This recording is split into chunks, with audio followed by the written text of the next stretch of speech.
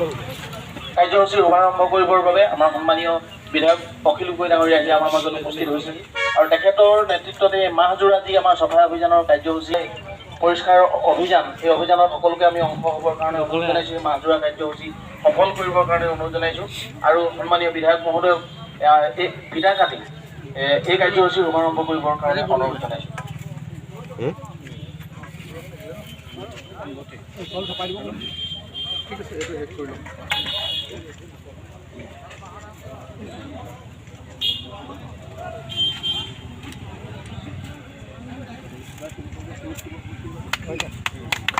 পৰিষ্কাৰ শিৱসাগৰ, পৰিষ্কাৰ শিৱসাগৰ, পৰিষ্কাৰ শিৱসাগৰ, পৰিষ্কাৰ শিৱসাগৰ। মূলক বক্তব্যৰে তেখেতে আজি এই কাৰ্যসূচীৰ শুভাৰম্ভ কৰিবৰ বাবে অনুৰোধ জনাইছে। কাৰ্যসূচী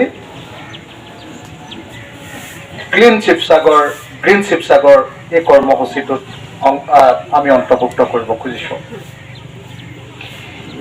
আমি আপোনালোকক জনাব খুজিছোঁ যে আমাৰ এই অভিযানৰ অংশৰূপে আমি শিৱসাগৰৰ প্ৰত্যেকটো নাগৰিক পৰিয়ালক সাক্ষাৎ কৰিব খোজোঁ আৰু প্ৰত্যেকটো পৰিয়ালক লগ ধৰি নগৰবাসী ৰাইজ, পৌৰসভাৰ কৰ্মীসকল আৰু দিচাংমুখৰ পৰা অহা আমাৰ ৰাইজৰ দলৰ স্বেচ্ছাসেৱকসকল আৰু ৰাইজৰ দলৰ কৰ্মীসকল, মই সকলোকে সন্মান জনাই চমুকে দুটামান কথা ক'ব খুজিছোঁ। আমাৰ ৰাইজৰ দলৰ আৰু লগতে বিধায়ক হিচাপে মোৰ সপোনটো হ'ল শিৱসাগৰক বিশ্ব ঐতিহ্য ক্ষেত্ৰৰূপে প্ৰতিষ্ঠা কৰা। বিশ্ব ঐতিহ্য ক্ষেত্ৰৰূপে শিৱসাগৰক প্ৰতিষ্ঠা কৰাৰ ক্ষেত্ৰত আমি যিবিলাক আঁচনি গ্ৰহণ কৰিব খুজিছোঁ, যিবিলাক পৰিকল্পনা গ্ৰহণ কৰিব খুজিছোঁ, সেই পৰিকল্পনাবিলাকৰ ভিতৰত এটা গুৰুত্বপূৰ্ণ আঁচনি বা গুৰুত্বপূৰ্ণ পৰিকল্পনা হ'ল শিৱসাগৰ নগৰখনক পৰিষ্কাৰ পৰিচ্ছন্ন আৰু সেউজীয়া কৰি ৰখাটো। গ্ৰীণ শিৱসাগৰ মিছন, পৰিষ্কাৰ শিৱসাগৰ, সেউজ শিৱসাগৰ মিছন নামেৰে আমি এই কাৰ্যসূচী আজিৰ পৰা আৰম্ভ কৰিছোঁ আৰু এই কাৰ্যসূচীৰ জৰিয়তে আমি অহা এমাহৰ ভিতৰত শিৱসাগৰৰ আটাইতকৈ যিখিনি অপৰিষ্কাৰ অংশ, সেই অংশবিলাক চাফাই কৰা, নলা নৰ্দমাবিলাক চাফাই কৰা, য'তে ত'তে গজি উঠা হাবি জংঘলবিলাক চাফা কৰা আৰু লগতে আমাৰ আৱৰ্জনা পেলোৱা যিটো ডাম্পিং গ্ৰাউণ্ড আছে, সেই ডাম্পিং গ্ৰাউণ্ডটো নেশ্যনেল হাইৱেৰ ওপৰত যিখিনি বস্তু আছে সেইখিনি আমি ডাম্পিং গ্ৰাউণ্ডৰ ভিতৰলৈ পেলোৱাৰ ব্যৱস্থা কৰা। ফ্ৰেমটো বিচাৰি লওঁ, মোক কেলে চাওঁ চাওঁ কৰি থাকা।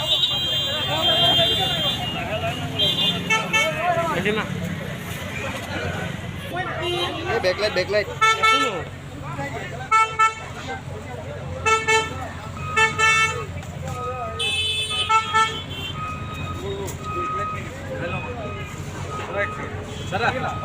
দাদা,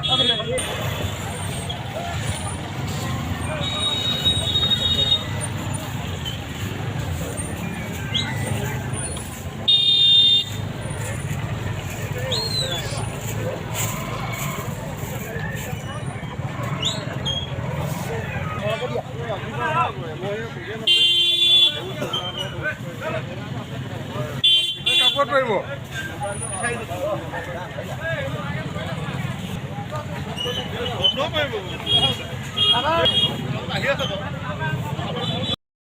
আমাৰ সপোনৰ শিৱসাগৰ, এই মূল যি সপোন, শিৱসাগৰক এখন বিশ্ব ঐতিহ্য ক্ষেত্ৰৰূপে প্ৰতিষ্ঠা কৰাৰ আমাৰ যি আকাংক্ষা, আমাৰ যি সপোন আৰু আমাৰ যি লক্ষ্য, সেই সপোনৰ শিৱসাগৰ প্ৰতিষ্ঠা কৰাৰ প্ৰাথমিক পদক্ষেপ হিচাপত আজিৰ দিনটোৰ পৰা অৰ্থাৎ 12 নৱেম্বৰ 2021 তাৰিখৰ পৰা আমি গ্ৰীণ শিৱসাগৰ মিছন নামৰ এটা অভিযান আৰম্ভ কৰিছোঁ। এই ক্লিন শিৱসাগৰ, গ্ৰীণ শিৱসাগৰ অৰ্থাৎ পৰিষ্কাৰ শিৱসাগৰ, সেউজ শিৱসাগৰ আমাৰ যি অভিযান, আমাৰ যি মিছন, সেই মিছনৰ জৰিয়তে আমি এমাহ অথবা তাতকৈ বেছি সময়ৰ ভিতৰত শিৱসাগৰ নগৰখনক পৰিষ্কাৰ কৰাৰ কাৰণে সিদ্ধান্ত গ্ৰহণ কৰিছোঁ। শিৱসাগৰ নগৰখন পৰিষ্কাৰ কৰাৰ ভিতৰত আমি ঠিক কৰি লৈছোঁ যে শিৱসাগৰৰ য'তে ত'তে য'ত যিবিলাক জাবৰ জোঁথৰ পেলোৱা হৈছে সেইবিলাক আমি প্ৰথমতে পৰিষ্কাৰ কৰিম। তাৰ পাছত ডাম্পিং গ্ৰাউণ্ডটো, যিবিলাক নেশ্যনেল হাইৱেৰ ওপৰত ডাম্পিং গ্ৰাউণ্ডৰ জাবৰ পৰি আছে, আমি সেইখিনি বস্তু এক্সকেভেটৰ লগাই সেইখিনি বস্তু আমি ডাম্পিং গ্ৰাউণ্ডৰ ভিতৰলৈ নিবলৈ চেষ্টা কৰিম। 3 নম্বৰটো নলা নৰ্দমাবিলাক আমি সম্পূৰ্ণৰূপে চাফা কৰিম। আৰু 4 নম্বৰটো হ'ল যে শিৱসাগৰখনত যি ব্যাপক ৰূপত য'তে য'তে গাৰ্বেজবিলাক পৰি আছে, ক'ৰবাত লোহাৰৰ ডাঙৰ ডাঙৰ খুঁটা পৰি আছে, ক'ৰবাত কংক্ৰিটৰ খুঁটা পৰি আছে, ক'ৰবাত জংঘল হৈ আছে, এই আটাইবিলাক চাফ চিকুণ কৰি অহা এমাহ বা 2 মাহৰ ভিতৰত শিৱসাগৰখনক এখন পৰিষ্কাৰ নগৰৰূপে প্ৰতিষ্ঠা কৰিবৰ কাৰণে আমি চেষ্টা কৰিব খুজিছোঁ। এই 4টা মূল কম্পনেণ্ট লৈ আমি ক্লিন শিৱসাগৰ, গ্ৰীণ শিৱসাগৰ এই অভিযান বা মিছন আৰম্ভ কৰিব খুজিছোঁ। এই ক্লিন শিৱসাগৰ, গ্ৰীণ শিৱসাগৰ এই যিটো মিছন, সেই মিছনটো আমাৰ ৱৰ্ল্ড হেৰিটেজ চাইট বা বিশ্ব ঐতিহ্য ক্ষেত্ৰৰূপে শিৱসাগৰক প্ৰতিষ্ঠা কৰাৰ যি লক্ষ্য, সেই লক্ষ্যৰ প্ৰথম বা প্ৰাথমিক পদক্ষেপ। এইটো ফাৰ্ষ্ট ষ্টেপ। আমি আপোনালোকে সকলোৱে জানে যে ইতিমধ্যে অসম বিধানসভাত বিধায়ক হিচাপে শিৱসাগৰক বিশ্ব ঐতিহ্য ক্ষেত্ৰৰূপে প্ৰতিষ্ঠা কৰিবৰ কাৰণে প্ৰস্তাৱ গ্ৰহণ কৰিছিলোঁ। আৰু সেই প্ৰস্তাৱৰ পাছতেই অসম বাজেটত বিত্তমন্ত্ৰী শ্ৰীযুতা অজন্তা নেওগ ডাঙৰীয়ানীয়ে শিৱসাগৰক ঐতিহ্য সংৰক্ষণ নামৰ এটা সৰু চেপ্টাৰ, সৰু এটা ষ্টেঞ্জা তেওঁ বাজেটত ৰাখিছিল। বিধায়ক হিচাপে শিৱসাগৰক বিশ্ব ঐতিহ্য ক্ষেত্ৰৰূপে প্ৰতিষ্ঠা কৰিবৰ কাৰণে প্ৰস্তাৱ গ্ৰহণ কৰিছিলোঁ। আৰু সেই প্ৰস্তাৱৰ পাছতেই অসম বাজেটত বিত্তমন্ত্ৰী শ্ৰীযুতা অজন্তা নেওগ ডাঙৰীয়ানীয়ে শিৱসাগৰক ঐতিহ্য সংৰক্ষণ নামৰ এটা সৰু চেপ্টাৰ, সৰু এটা ষ্টেঞ্জা তেওঁ বাজেটত ৰাখিছিল। তাৰে আঁত ধৰি আমি এতিয়া শিৱসাগৰখনক বিশ্ব ঐতিহ্য ক্ষেত্ৰলৈ আগুৱাই নিবৰ কাৰণে প্ৰথমতে ৰাজ্যিক ঐতিহ্য ক্ষেত্ৰৰূপে, তাৰপাছত ৰাষ্ট্ৰীয় ঐতিহ্য ক্ষেত্ৰৰূপে ইয়াক যাতে ঘোষণা কৰিব পাৰি, যাতে ৰাষ্ট্ৰীয় পৰ্যায়ত আৰু ৰাজ্যিক পৰ্যায়ত শিৱসাগৰৰ গুৰুত্ব বৃদ্ধি পায়, যাতে ইয়ালৈ পৰ্যটকসকল আহিবলৈ আৰম্ভ কৰে। সেইকাৰণে দ্বিতীয় ষ্টেপ হিচাপত আমি অসম চৰকাৰৰ ওচৰত ৰাজ্যিক ঐতিহ্য ক্ষেত্ৰ আৰু ৰাষ্ট্ৰীয় ঐতিহ্য ক্ষেত্ৰৰূপে প্ৰতিষ্ঠা কৰাৰ কাৰণে আগবাঢ়ি যাম। আৰু আপোনালোকে সকলোৱে জানে যে ইতিমধ্যে চৰাইদেউক 2014 চনত ইউনেস্কোৱে 2014 চনতে ইউনেস্কোৰ হেৰিটেজ চাইটৰ, ৱৰ্ল্ড হেৰিটেজ চাইটৰ 10th লিষ্টত সোমোৱাইছিলে। আৰু তাৰ কাৰণে ইতিমধ্যে ভাৰত চৰকাৰ আৰু অসম চৰকাৰৰ এটা ডাঙৰ প্ৰজেক্ট চলি আছে, protection, preservation and conservation of Charaideo Moidam, এই বুলি এটা প্ৰজেক্ট চলি আছে। আমি অসম চৰকাৰক আহ্বান জনাইছোঁ, অনুৰোধ জনাইছোঁ ইতিমধ্যে যে সেই প্ৰজেক্টটোৰ অংশৰূপে শিৱসাগৰক লৈ ল'ব লাগে, যাতে একেলগতে চৰাইদেউ আৰু একেলগতে শিৱসাগৰ, একেই আহোম ৰাজত্বৰ অৱশেষসমূহ আছে, গতিকে সেইখিনিক যাতে বিশ্ব ঐতিহ্য ক্ষেত্ৰৰূপে প্ৰতিষ্ঠা কৰিব পাৰে। গতিকে মই এই মুহূৰ্তত শিৱসাগৰবাসী ৰাইজক শুভেচ্ছা জনাইছোঁ আৰু অভিনন্দন জনাইছোঁ, যাতে আমি সকলোৱে মিলি শিৱসাগৰবাসী ৰাইজে শিৱসাগৰখনক এখন সুন্দৰ আৰু সেউজ শিৱসাগৰৰূপে গঢ়ি তুলিব পাৰোঁ। তাৰ কাৰণে পাব্লিক পাৰ্টিচিপেশ্যন, চিটিজেনসকলৰ, নাগৰিকসকলৰ যিটো অংশগ্ৰহণ, সেই অংশগ্ৰহণৰ কাৰণে মই নিজে এই চাফাই অভিযানটোত এমাহ ধৰি থাকিব খুজিছোঁ, নাগৰিকসকলৰ লগত কথা পাতিব খুজিছোঁ। আৰু নাগৰিকসকলে যাতে জাবৰবিলাক আমাৰ ঐতিহাসিক ঠাইসমূহত দলি মাৰি নেপেলায়।